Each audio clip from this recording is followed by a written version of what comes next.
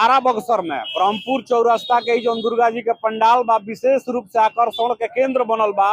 सब लोग ये चर्चा करता जे भाई अब की बार हमनी के ब्रह्मपुर चौरास्ता पर खूब सुंदर दुर्गा जी के कारीगर लोग तना कलाकारी कैले में लगभग कितना समय लागल हुई एकरा के बनावे में? 2 महीना से कारीगरी चल रहा है यहाँ पर। 2 महीने से देख सकतनी कि पिछले 2 महीना से लगातार ये जब कारीगर जौन बा के पंडाल के बनावे में आखिरी रूप देवे में लागल बड़े। जी जी हर स्टेट में सरकार जौन बा दुर्गा पूजा समिति के लोग के खर्चा देले, सहयोग करेले। अच्छा हाँ, आइजा के सरकार मैंने सहयोग बिहार सरकार अभी हमनी के कोई सहयोग नहीं दिया है अभी तक। का सुरक्षा देले नो? हाँ, सुरक्षा तो देले, बाकी रकम ना देले।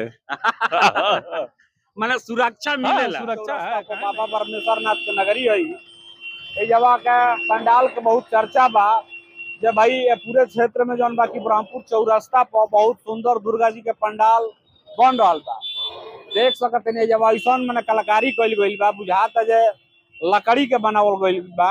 हम कैमरामैन से चाहब जे दिखाई है पंडाल के खूबसूरती। पूरे क्षेत्र में कहल जाओ जे आरा बक्सर में ब्रह्मपुर चौरास्ता के जो दुर्गा जी के पंडाल बा विशेष रूप से आकर्षण के केंद्र बनल बा।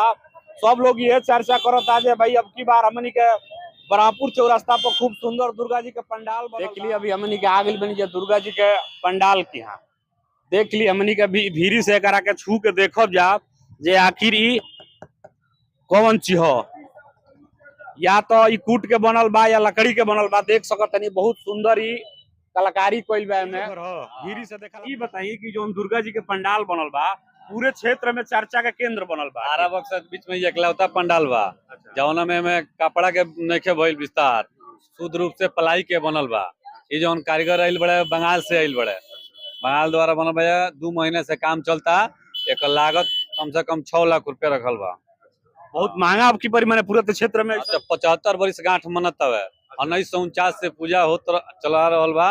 जौन 75 वर्ष गांठ बा ओकरा के मनावे के शुभ अवसर पर बनल बा।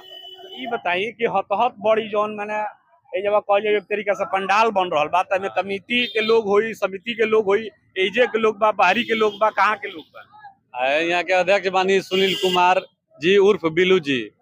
कमिटी के नाम है बादल स्पोर्टिंग क्लब निमेज, सह व्यवसायिक संघ ब्रह्मपुर चौरास्ता। तो ई बताइए कि ई जोन हम आज गई रहे जा बक्सर में भी गई रहे जा, ओने नौका भोजपुर, पुरानका भोजपुर, कृष्णा बरम एने अभी हमनी के पहुंचल बनी जा यहाँ ब्रह्मपुर चौरास्ता पर।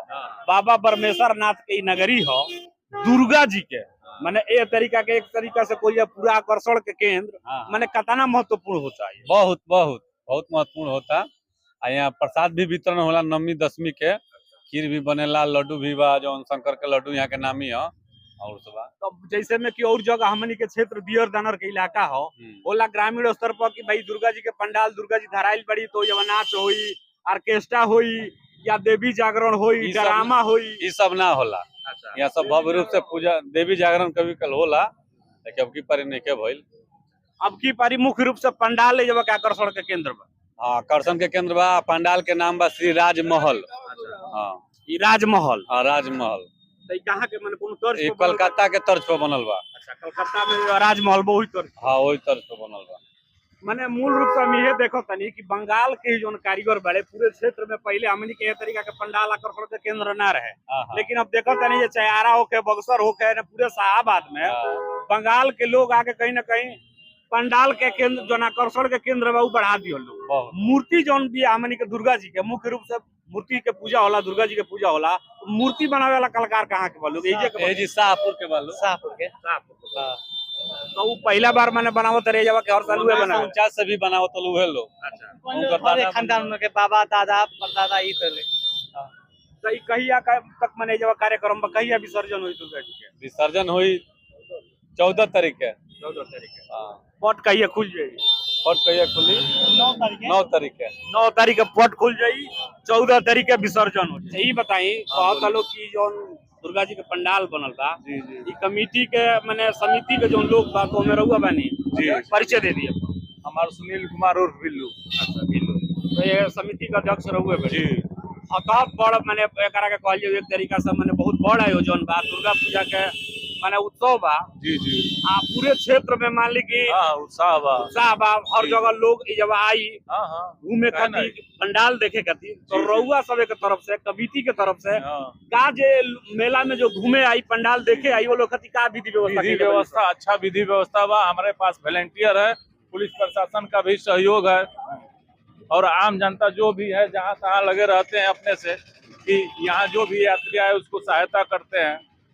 ऐसे कि ई ब्रह्मपुर चौरास्ता जौन बा जी। ब्रह्मपुर धाम बाबा परमेश्वर नाथ के नगरी जी, हो, जी। शंकर जी भी के यहाँ लोग आवेला हाँ, हाँ। दर्शन करे खातिर, जी। आ वही में दुर्गा पूजा बा, नवरात्रि जी। बा, लइका मेहरारू रात बिरात सब लोग तो मैंने रउआ सबके हाँ हाँ पूरा मैंने 24 वीडियो- घंटा आदमी विधिवत एकदम वॉलेंटियर एजा तैयार है रहे खातिर। ई बताई अब जी तो मन में आइला कि ओसो बहुत सुंदर पंडाल जी, बनता, जी। तो का बुझाता कि अब यही तरह हर साल पंडाल दुर्गा जी के बनत एकदम आज रही। से नहीं 1949 से बनत चल गई बा पंडाल। जी तो एमे जोन कमिटी के लोग बा जी, वो जी। ब्रह्मपुर चौरास्ता के बाद बस सब ब्रह्मपुर चौरास्ता निमेज। निमेज और ब्रह्मपुर चौरास्ता जी। के सहयोग से जी ई मैंने कही जे पंडाल बन जी रहल।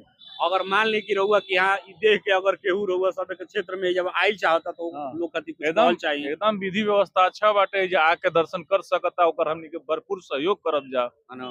हाँ देख सकतनी बहुत सुंदर विचार बा। यहाँ का नाम बा जे बहुत ही श्रद्धा भाव से अब की बारी ब्रह्मपुर चौरास्ता में देवी दुर्गा के ई भव्य बा पंडाल जोन बा, पंडाल के निर्माण हो रहल बा। देख सकतनी रउआ सब बुझाता ऐसन जे मैंने पूरे के पूरा ई लकड़ी के बनावल बा, तना सुंदर कलाकारी कइल बा।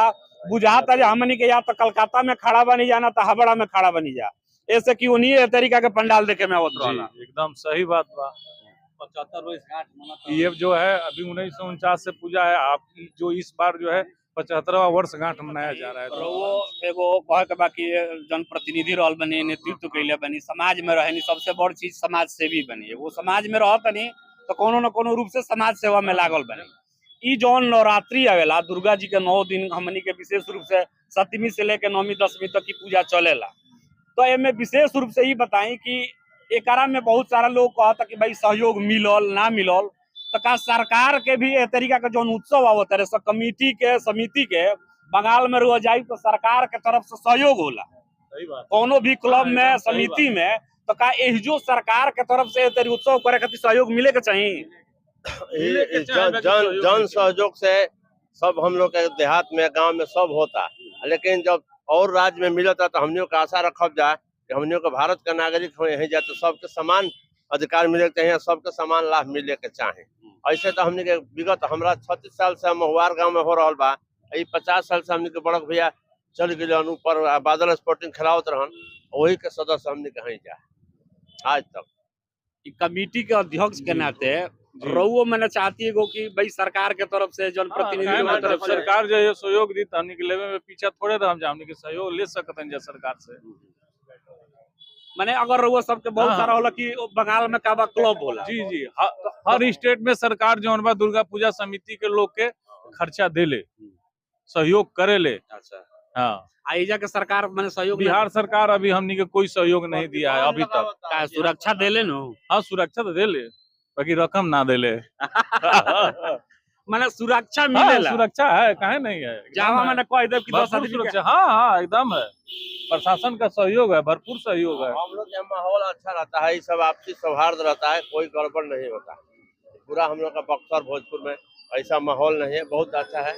चौरास्ता में माहौल सब कोई मिलजुल के पूजा पाठ करता है, यहाँ कोई भेदभाव नहीं है।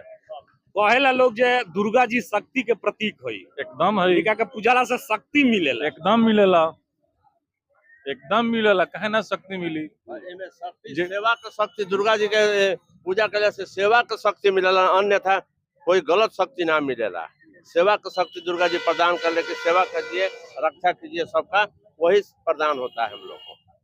अच्छा, हम आए दिन देखे नहीं ब्रह्मपुर चौरास्ता पर जी, जब जी। भी आवे नहीं जा तो हमनी के एगो मन में यही तरी हो जाला कि ये जो हमेशा जामे रहेला, तो का रउआ सबके मने ना बुझाला ना कि तो जाम रहता है तो ठीक है, बाकी उसमें सब सहयोग करता है, यहाँ के यात्री सब लोग सहयोग करते हैं जाम छोड़ाने में। वो तो ठीक कभी- बा। हम ये से कहतनी जी कि जोन ब्रह्मपुर हो ई बाबा परमेश्वर नाथ के नगरी हो, जी तो एकरा के हम चाहतनी कि सिर्फ क्षेत्रीय लेवल पर ना देखल जाओ, जी बिहार स्तर पर ना देखल जाओ, जी बल्कि राष्ट्रीय लेवल पर देखल जाओ। एकदम देखल ऐसे जाओ। कि एकलौता ही ऐसा शिव जी का मंदिर बा, कहल एकदम जाला बा। जे प्राचीन ब्रह्मा काल के हैं। भगवान हाँ, ब्रह्मा द्वारा विष्णु जी के द्वारा यह स्थापित किया गया है। स्थापित मैंने एकरा बाद एगो और चर्चा वाला कि अंग्रेज की कोनो मुगल हाँ, शासक अंग्रेज के जमाना में जो पश्चिम दरवाजा था उसको पूर्व हो जाएगा तो हम लोग यहीं से लौट जाएंगे। हाँ, तो वही समय पूर्व दरवाजा हुआ तो ये अंग्रेज यहाँ से लौट के चले गए। ओइसन मैंने के ऐतिहासिक जो भी हमनी के ब्रह्मपुर बा जी। तो हमनी के चाहो जो पूरा भारत के लोग आवे हाँ, तो जब एकदम पूरा आवे। भारत के लोग आइए बाबा जब परमेश्वरनाथ तो के कम से मंदिर कम पे ए आते तरीका के हैं, पूरे व्यवस्था- भारत के लोग आते हैं यहाँ दर्शन करने के लिए। बिहार सरकार के जैसे पिछली दफे जब सौंदर्यीकरण के भी हाँ, बात मिला चर्चा है, मिला चलल, है, हाँ, मिला है, फंड मिला है बिहार सरकार को। तब मैंने एक चौरस्ता जौन बा एकरो के मैंने थोड़ा सा मैंने बनारस के तर्ज पे ही हाँ, हाँ, को दिया एकदम जाओ। है, एकदम है, मिनी बनारस है ये। हाँ। बाबा परमेश्वरनाथ धाम मिनी बनारस है। देख ली बाबा परमेश्वरनाथ धाम मिनी बनारस अपने आप में मैंने ये एक सोची जो कतना ऐतिहासिक जगह बा जहाँ भगवान भोलेनाथ स्वयं विराजमान बनी और वहाँ के प्रमाण बा और वही ब्रह्मपुर चौरस्ता में शक्ति के पूजा दुर्गा के पूजा पूरे क्षेत्र में चर्चा के विषय बनल बा। ए पंडाल के लेके कारीगर लोग अतना कलाकारी कैले बा में लगभग कतना समय लागल हुई एकरा के बनावे में 2 महीना से कारीगरी चल रहा है यहाँ पर। 2 महीने से देख सकतनी कि पिछले 2 महीना से लगातार ये जब कारीगर जौन बा के पंडाल के बनावे में आखिरी रूप देवे में लागल बड़े। हमनी के यहाँ क्षेत्र में 7वीं से पट खुलेला और 9वीं 10वीं के जाके उन्हें अथी खत्म होला तो देख सकतनी कितना सुंदर पंडाल बा। पूरे क्षेत्र में चर्चा के विषय बा। समिति के अध्यक्ष के तरफ से ई संतुष्टि बा कि भाई रउआ सबे आई तमाम जौन सुरक्षा के व्यवस्था बा हर प्रकार से चुस्त दुरुस्त बा। प्रशासन रउआ संगे बिया हमारा संगे भी। तो रउआ आई आराम से मेला घूमी चाट समोसा जिलेबी खाई दुर्गा जी के दर्शन करी और प्रसाद ली और घरे जाए। आ बाबा भोलेनाथ आ देवी दुर्गा रउर हर मनोकामना पूरा करस। यही अथी के साथ हमने के यह कहब जा जे देखत रही खेत खलिहान माटी दियारा भोजपुरी खाटी। बहुत बहुत धन्यवाद।